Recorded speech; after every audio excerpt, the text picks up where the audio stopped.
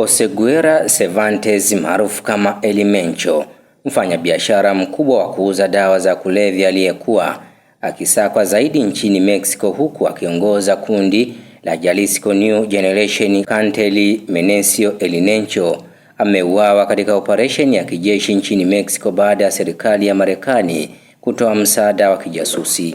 Video zinazosambaa kwenye vyombo vya habari kwa sasa zinaonyesha moshi mkubwa ukisambaa kutoka uwanja wa ndege wa Puerto Vallarta, ambako watalii pia wameonekana wakikimbia na kutafuta hifadhi baada ya moshi na vurugu kuzuka, huku safari za ndege kuelekea mji mkuu wa jimbo la Jalisco zikisitishwa, ambako pia Wizara ya Mambo ya Nje ya Marekani ikiendelea kuwahimiza raia wake wa Marekani kutafuta sehemu mbalimbali za Mexico ambazo ziko salama ili kutulia. Mike Vigil, mkuu wa zamani wa operesheni za kimataifa wa DEA, amenukuliwa na vyombo vya habari akisema kuwa operesheni ya kijeshi ilikuwa moja ya operesheni muhimu zaidi katika hatua zilizochukuliwa kwenye historia ya biashara ya dawa za kulevya. Wakati wa operesheni hiyo, askari walifyatua risasi na kuua watu 4 katika eneo la tukio, ambapo watu wengine 3 akiwemo Oseguera Cervantes wamejeruhiwa na baadaye kufariki, huku 2 wengine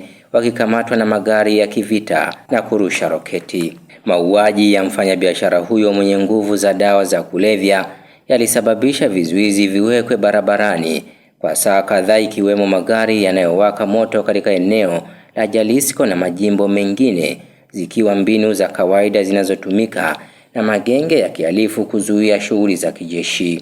Oseguera Cervantes maarufu kama El Mencho, raia wa Mexico, anatajwa kuwa alikuwa kiongozi wa kutisha wa magenge ya dawa za kulevya nchini Mexico, akiongoza mtandao mkali ambao wanachama wake wameanzisha fujo katika maeneo mbalimbali, ikiwemo kupiga risasi uwanja wa ndege kama kulipa kisasi baada ya kuuawa kwa kiongozi wao. Oseguera anaingia kwenye rekodi za kuwa mmoja ya watu waliokuwa wakitafutwa zaidi duniani, ambako Marekani pekee ilitangaza zawadi ya dola za Kimarekani milioni 15 ambazo ni sawa na shilingi milioni 38 kwa yeyote atakayetoa taarifa zitakazosaidia kukamatwa kwake. Oseguera ndiyo mwanzilishi na kiongozi wa Jalisco New Generation Cartel CJNG, ambapo alisifika kwa kuweza kujificha kwa ustadi mkubwa bila kukamatwa, ambapo pia anatajwa kuwa kiongozi mwenye nguvu zaidi wa magenge ya dawa za kulevya nchini Mexico tangu kukamatwa kwa kinara wa Sinaloa Joaquin Guzman maarufu kama El Chapo.